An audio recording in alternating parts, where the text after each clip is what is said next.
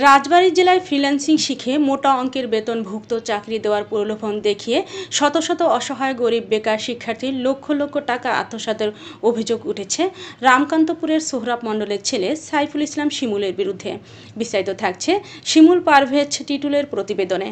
রাজবাড়ীর রাবেয়া টাওয়ারে বিশাল অফিস ভাড়া নিয়ে ফ্রিল্যান্সিং শেখানোর কার্যালয় খুলে বসেন সাইফুল ইসলাম শিমুল।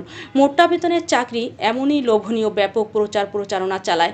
রাজবাড়ীর শত শত শিক্ষার্থী ফ্রিল্যান্সিং শেখার আশায় মোটা অঙ্কের টাকা ব্যয় করে ভর্তি হন। এভাবে শত শত শিক্ষার্থী থেকে প্রায় 50 লক্ষ টাকার প্রতারণার মাধ্যমে আত্মসাৎ করে পলাতক প্রতারক সাইফুল ইসলাম শিমুল।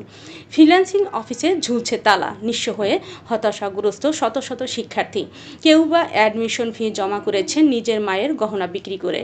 সাইফুল ইসলাম শিমুলের সাথে মুঠোফোনে যোগাযোগের চেষ্টা করা হলে তার মুঠোফোনটি বন্ধ পাওয়া যায়। এ বিষয়ে রাজবাড়ী সদর থানার ওসি মোহাম্মদ মাহমুদুর রহমান বলেন, শিক্ষার্থীরা অভিযোগ করেছে, আমি আমলে নিয়েছি, দ্রুতই এই প্রতারকের বিরুদ্ধে আইনি পদক্ষেপ নেওয়া হবে। সাকসেস আইটিবিডির একজন স্টুডেন্ট ছিলাম, তো এখানে আমি ফার্স্ট অফ অল ফ্রিল্যান্সিং শেখার জন্য, ডিজিটাল মার্কেটিং শেখার জন্য এখানে অ্যাডমিশন নেই। অ্যাডমিশন নেওয়ার পরে ওইখানে যে আমি ক্লাস করি, কয়েকটা ক্লাস করার পরে দেখি যে ক্লাসগুলো তেমন ভালো হচ্ছে না। তো তারপরে দেখি যে আস্তে আস্তে সে কি বলে যে টিমগুলো বাড়াইতে হবে, টিম মেক করতে হবে, তোমার হচ্ছে প্রজেক্টের কাজ নেওয়ার জন্য টিম মেক করতে হবে।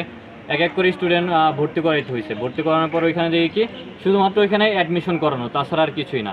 এভাবে যারা যারা অ্যাডমিশন হয়েছে আমরা সবাই প্রতারিত হয়েছি। এবং কি মোহাম্মদ শরীফ, আমার পিসি বাবদ প্রায় 47,000 টাকার মতো এখানে প্রতারণা করা হয়েছে। কি কারা নিচ্ছেন?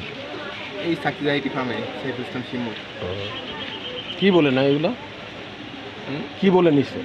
সে মানে পিসি দেওয়া, মানে পিসির জন্য। পিসি মানে কি? পিসিটা অর্থটা ল্যাপটপ বাবদ। ল্যাপটপ দিবে। আমাদের এখানে প্রায় 20-25 জন নিয়ে আসছিল, যারা শুনছে নাকি অনলাইন প্রতারণা শিকার হয়েছে। তারা আমাদের কাছে মৌখিক অভিযোগ দিয়েছে। আমি তাদের বলেছি, ঠিক আছে, আপনারা লিখিত অভিযোগ দেন, অভিযোগ পেলেই আমরা লকলি ব্যবস্থা নেব। প্রতারক যেই হোক তার কিন্তু আমরা লকলি ব্যবস্থা নেব। ধন্যবাদ।